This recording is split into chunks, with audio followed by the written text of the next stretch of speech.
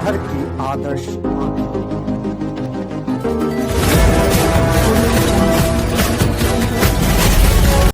नमस्कार, प्रणाम, सलाम, सत श्री अकाल। मैं शशकांत और आप देख रहे हैं आइडियलाइज न्यूज। अभी मैं पूर्णिया के वार्ड नंबर 4 में खड़ा हूं। जी हाँ, आप सुधी दर्शक को पता होगा कि वार्ड नंबर 4 में मैंने कई बार दिखाया है समाज सेवी राजीव राय उर्फ बबली राय को और कल्याणी राय को। कल्याणी राय को के विषय में हमने यह भी दिखाया था कि वह वर्तमान में अभी वार्ड पार्षद हैं। तो अब बड़ी खुशी की बात है कि वार्ड पार्षद वो हो गई हैं, तो विकास की गति तेज हो गई है वार्ड नंबर 4 में। तो विकास की गति धरातल पे कितना उतरा है तो वो सबसे पहले हम जानेंगे और आपको यह भी बताते चले कि विकास की गति के साथ साथ यह एक पार्टी भी ज्वाइन कर लिया है। जी हाँ, आपको बताते चले कि भारत में एक पार्टी लोगों का कहना है कि मोदी है तो मुमकिन है। तो अब आप समझ गए होंगे कि कौन सा पार्टी वो ज्वाइन कर लिए हैं। तो वो पार्टी ज्वाइन कर ली है भाजपा, और भाजपा ज्वाइन की है। आपको बताते चले कि यहां से जाकर के उन्होंने पटना में पद ग्रहण किया है। आपको स्क्रीन पर आपको दिख रहा होगा कि किस प्रकार से इनको पूर्व उप मुख्यमंत्री रेणु देवी और सम्राट चौधरी ने शाल और भाजपा का पट्टा देकर सदस्यता ग्रहण करवाते हुए सम्मान दिया है। इन्होंने यह पदभार ग्रहण किया है। इनको कैसा प्रतीत हो रहा है यह पदभार ग्रहण करने के बाद? मैडम, आपको कैसा महसूस हो रहा है भाजपा ज्वाइन करने के बाद, और आपको कितनी खुशी मिली जब पूर्व उप मुख्यमंत्री रेणु देवी के हाथों शाल लेकर सदस्यता ग्रहण कर रही थी? सबसे पहले तो मैं अपने आप को खुशनसीब का मौका दिया गया और सीएम रेणु देवी और सम्राट चौधरी जी से हमें सम्मानित किया गया, तो हमें बहुत खुशी मिली।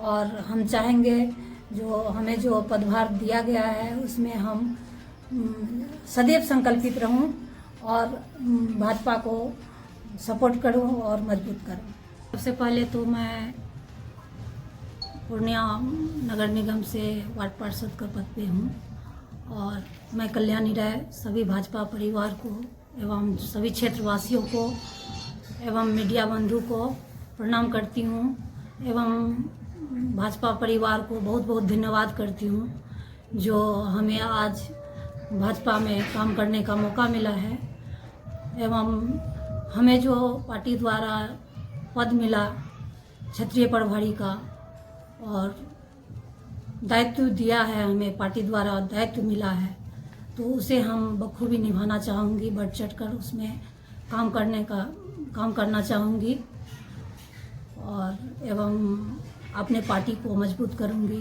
अपने पार्टी के लिए सदैव संकल्पित रहूंगी। अच्छा, मजबूती प्रदान करने के लिए क्या क्या आपके पास विजन है? कैसे पार्टी और भी मजबूत हो जाए, सशक्त हो जाए, तो क्या विजन है? क्या विजन लेकर आप चलेंगे? समाज में हम प्रोत्साहन देंगे और बीजेपी के लिए हम काम करेंगे। बीजेपी के कार्यों को जन जन तक पहुंचाने का काम करेंगे। हमारे माननीय प्रधानमंत्री जी जो हैं गरीब के लिए बहुत कुछ किए हैं, जैसे गैस का उज्ज्वला योजना है और जनधन योजना है, राशन कार्ड है, जैसे हेल्थ कार्ड है गरीब के इलाज के लिए। ऐसे बहुत सी योजनाएं हैं जो गरीब का घर घर तक पहुंचाया जा रहा है। आवास योजना का लाभ दिया जा रहा है। माने कि एक तरह से ये कहा जाए तो जितनी भी सारी योजनाएं हैं जो गरीबों के लिए होनी चाहिए वो सारी योजनाओं पे काम भारत सरकार कर रही है। जी। अच्छा, आपके वार्ड में क्या क्या विकास अब तक हो पाया है? हमारे वार्ड में जैसे सड़क नहीं था तो हम सड़क पास करवाए और पोल। अब तक कितने सड़क पास हुए हैं आपके वार्ड में? पोल जहाँ पर था वहाँ लाइटें नहीं थी और आवास का लाभ दिलवाए हैं, राशन कार्ड बनवाए।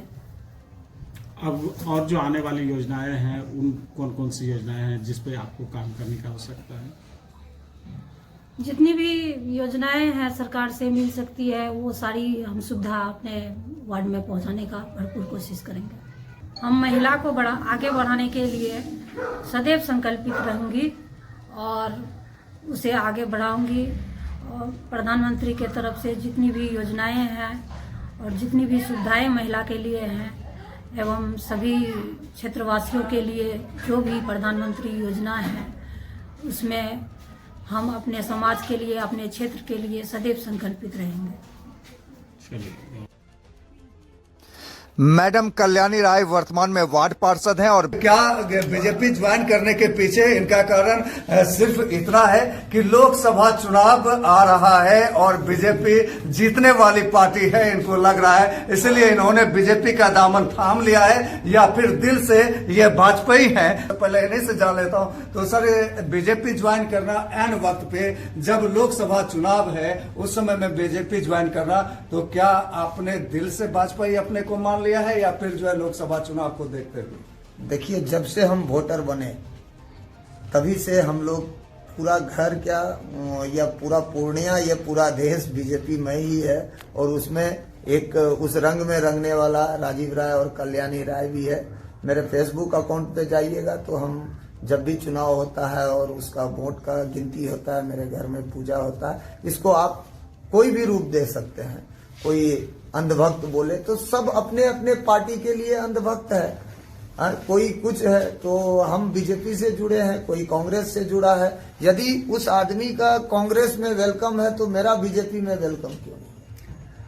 सर आपने बीजेपी ज्वाइन कर लिया है, लेकिन एक कटाक्ष बराबर बीजेपी पे आता रहा है कि बीजेपी वाले सिर्फ हिंदू और मुस्लिम करके वोट एकत्रित करते हैं, ऐसा महागठबंधन वाले का या विपक्षियों का कहना है। तो इस संदर्भ को लेकर के आप क्या कहेंगे? सबसे पहले बात तो आपको यह जो हवा उड़ता है वह विपक्ष ही उड़ाता है। कभी किसी हिंदू से या कभी मुसलमान से आप बखूबी जाके मिले हैं जो कि यह हवा उड़ाते देखे हैं? यह विपक्ष का काम है उड़ाना, वह हवा उड़ाता है। और जब मोदी जी का भाषण होता है तो वह कभी भी मुसलमान को साइड करके या हिंदू को साइड करके नहीं, 140 करोड़ उनके जुबान पे रहता है तो उसी में मुसलमान भी आता है। और आपको वोट बैंक का यदि बात करिएगा तो अभी पहले से बढ़ते हुए 9% वोट बैंक मुसलमान का बीजेपी को बढ़ के जा रहा है। तो यह आने वाला समय में किसी विपक्ष का साफ ही सुपड़ा साफ हो जाएगा जो कि हिंदू मुस्लिम का राजनीति करता है, क्योंकि बीजेपी कभी भी हिंदू मुस्लिम का राजनीति नहीं करती। सर आप कह रहे हैं उनका सुपड़ा साफ हो जाएगा, मुस्लिमों का भी इनको समर्थन मिलेगा, तो आपको क्या लगता है कि पूर्णिया में मुस्लिमों का समर्थन मिलेगा भाजपा को इस बार लोकसभा चुनाव में? एकदम मिलेगा और मिल रहा है। कहाँ है आप? चोरी छुपे माताएं बहनें हैं जिनके लिए कि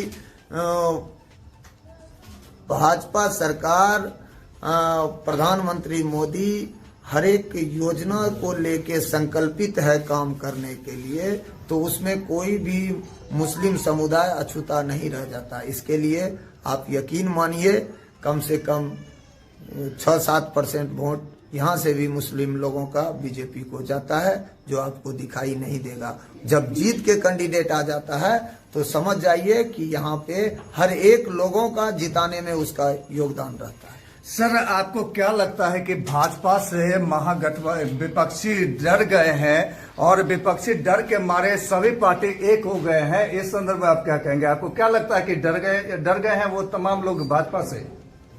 देखिए, भाजपा के खिलाफ तो हर एक पार्टी इलेक्शन में एक ही हो ही जाता है, लेकिन यह सब दिन एक रहे तो उसको जनता यहाँ सीरियस लेगी। सिर्फ इलेक्शन के टाइम में एक हो जाना, उसके बाद बिखराव। अभी आप देखिए तो अभी सीट का बंटवारा को लेके कितना इंडिया गठबंधन से INDIA जो है वह सब अलग होके एक एक करके अकेले अकेले चुनाव लड़ेगी, क्योंकि उसमें एकता नहीं हो सकता है।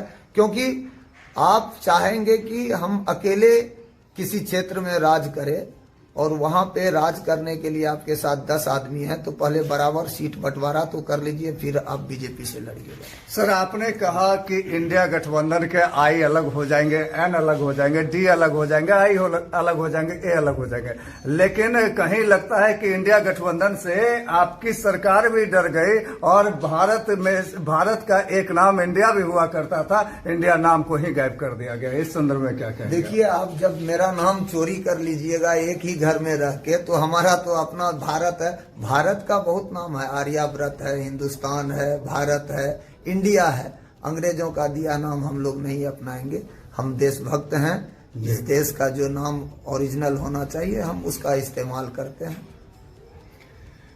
तो ये थे राजीव राय, समाज सेवी। आपने सुना कि ये क्या कुछ कह रहे हैं। तो अब आइए हम सीधे आपको मुखातिब करवाते हैं कल्याणी राय जी से। बातचीत कर लेता हूँ। इनके वार्ड के विकास पे हमारे बीच में है समाज सेवी राजीव राय उर्फ बबली राय जी। तो आइए सबसे पहले हम इनसे बात करते हैं कि इनके वार्ड में जो उम्मीद जनता इनसे लगाई थी कि जनता ने एक सुर में कहा था कि हमें राजीव राय चाहिए, मुखिया कैसा हो तो राजीव राय जैसा हो। तो क्या ये जनता के विश्वास पे खरे उतर रहे हैं? क्या विकास हो रहा है?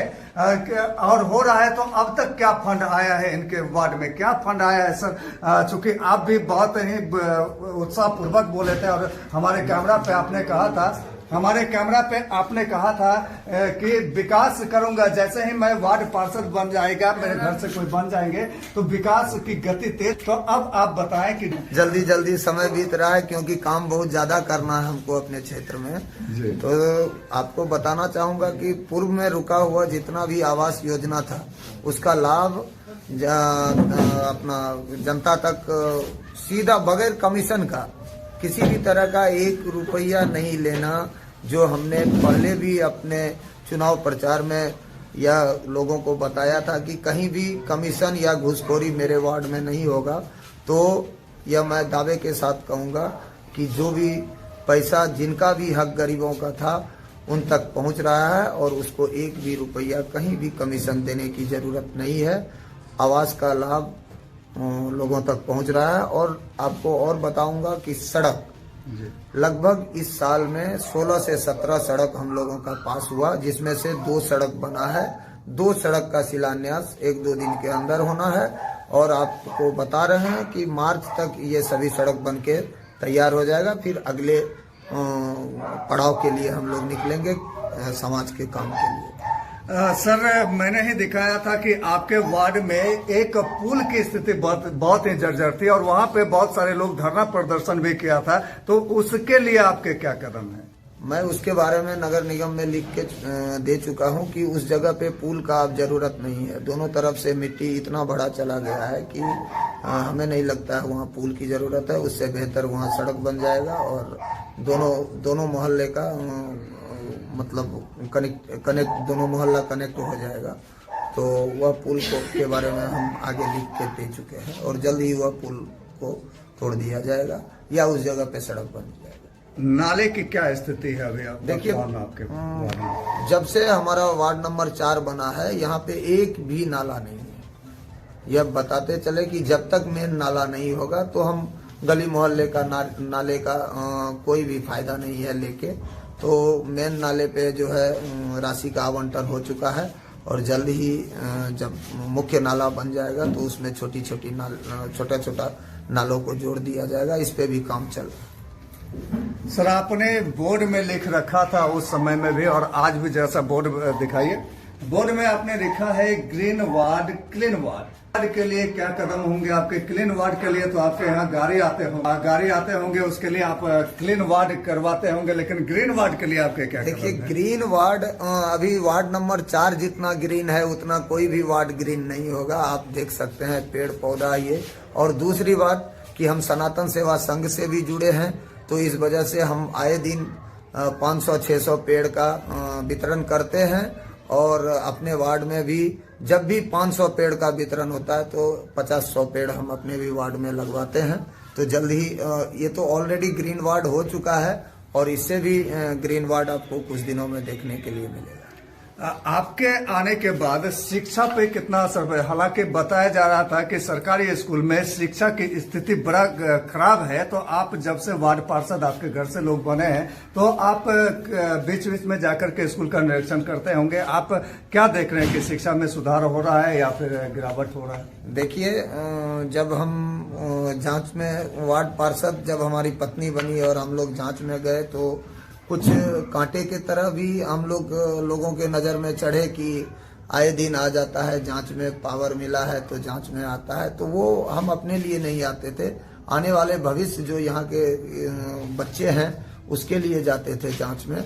और हमें अब लगता है कि पहले से शिक्षा में सुधार हुआ है, टाइम से छुट्टी हो रहा है, मिड डे जो खाना है वो मिल रहा है और टीचर भी पूरा आ रहा है यहाँ पे। और इस वजह से अभी शिक्षा में बेहतर सुधार है। मिड डे की बात आपने की तो मिड डे में कई वार्ड में शिकायत आ रही है और वहां पे जो है मिड डे एनजीओ के द्वारा आ रहा है, उसमें भोजन में जो है अनियमितता बढ़ती जा रही है और उसमें खराबी भी। तो आपके वार्ड में भी कहीं ऐसा नहीं, ऐसा मेरे वार्ड में कभी नहीं हुआ। हम आए दिन जांच में भी जाते हैं, बच्चों को फल भी मिलता है, अंडा भी मिलता है। और ऐसा यदि देखिए ये कोई भी गलती लगातार होना और कभी एक बार भविष्य में हो जाना, दोनों में बहुत फर्क होता है। भविष्य में कभी यदि कोई मक्खी गिर गया या कोई कीड़ा मिल गया तो इसको बहुत सीरियसली नहीं ले सकते हैं, ये भविष्य की बात है। लेकिन रोज वह गलती करना तब वह शिकायत हो सकता है उसका। तो लेकिन हमारे वार्ड में ऐसा कोई भी घटना अभी तक घटित नहीं हुआ जिससे कि यहाँ के व्यवस्था पे उंगली उठाया जाए। तो ये तो हुई इनके वार्ड के विकास की बात।